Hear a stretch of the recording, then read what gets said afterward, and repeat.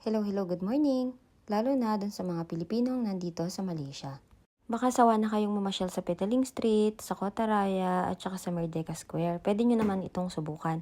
Malapit lang ito sa Kotaraya Building. Tatawid ka lang sa intersection, sa may right side, makikita mo itong Rex Bookstore.